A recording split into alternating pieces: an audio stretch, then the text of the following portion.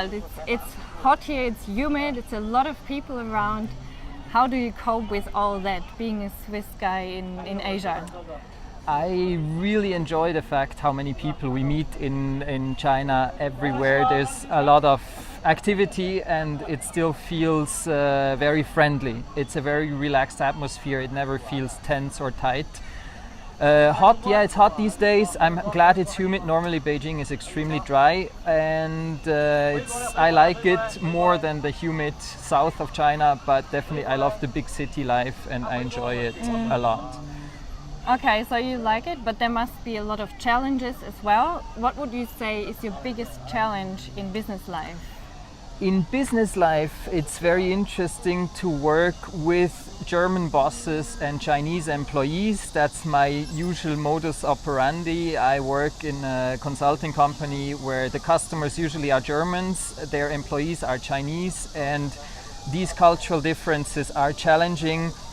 I feel very comfortable with Chinese people. Sometimes it's for me easier to explain to the Chinese why the Germans act in a certain way than to the Germans why Chinese might act in a certain way, although I really feel I understand both sides. Okay. So this is the challenging part and it's also the interesting part, of course. Nice. What would you say does time mean in this culture? Definitely Chinese have an extremely long memory as a culture. When they think of time spans, they think in centuries, not in years. When we discuss things like politics, like relationships between Europe and China, it's very often that we get to talk about what happened 150 years ago when the Europeans invaded China, what happened 500 years ago when the first Europeans came to China for trade, what happened 2,000 years ago when the Chinese traded silk with the Roman Empire. So the time span is very, very long in their thinking. Also things like political systems, democracy exists only for 200 years roughly. So how to say if it's a good system or not? Yeah, okay. These kind of thinking is very Chinese. On the other hand, in the short term, I think Chinese are more relaxed definitely than Swiss. Be a bit later, be a bit earlier, it's fine as long as we get along well. So everything is a bit bigger and broader also time-wise. Yeah. So you've been connected with Asia for more than 10 years now. What do you miss about Switzerland? I don't miss Switzerland that much. So I've been fixed living in China for 4 years now. Since 10 years I've been coming here and I really don't regret that step. Yeah. The very untouched and relaxed natural environment is something that I like in Switzerland. Definitely sometimes I enjoy when I'm in the holidays that I can walk a few minutes from home and I'm in a forest and nobody's there.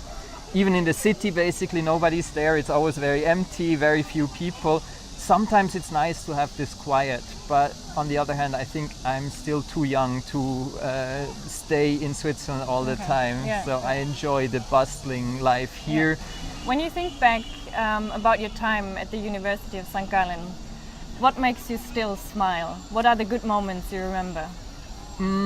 I had lots of good moments. I had a lot of fun when I organized the ACT exchange with the Tsinghua University. We had 20 Chinese come to Switzerland. That was a very fun time.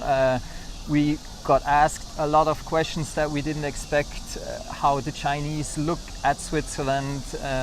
On the other hand, our students in China, that was an adventure as well. Definitely very good time with the Studentenschaft. Well, maybe not smile, but in general, the studying environment is excellent in Switzerland, in St. Gallen, and I definitely enjoy looking back at the time, at the connections to professors, at the friendship with students, so definitely a good time. So you're very active for the HSG Alumni Network here in Asia, especially in Beijing. What does the HSG Alumni Network mean to you? So we are trying to build it up in Beijing. Really, it's still in an early stage. It's not that we meet every month with a fixed number of people, but it's definitely a good thing for HSG as well. We hope that it will become more and more a brand in China because so far it's not yet very well known. It would be good, of course, for all alumni as well to have this brand become stronger.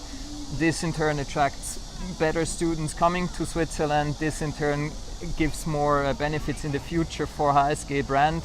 So I think here it's not just pure fun, let's meet, have a beer together. It's also we have the hope that it can help HSG and thereby help ourselves. It's kind of this hope. Of course, for those Swiss alumni, German alumni here who don't speak Chinese, it's also a good opportunity to meet foreigners every now and then, speak their own language. This friendship aspect, of course, exists. And we have very good relationships to Shanghai, to Singapore, to other HSG alumni. So a network is slowly appearing, and I hope it will be more and stronger in the future. Nice. If you were to give an advice to people, students currently studying at HSG, what would that be? Learn Chinese.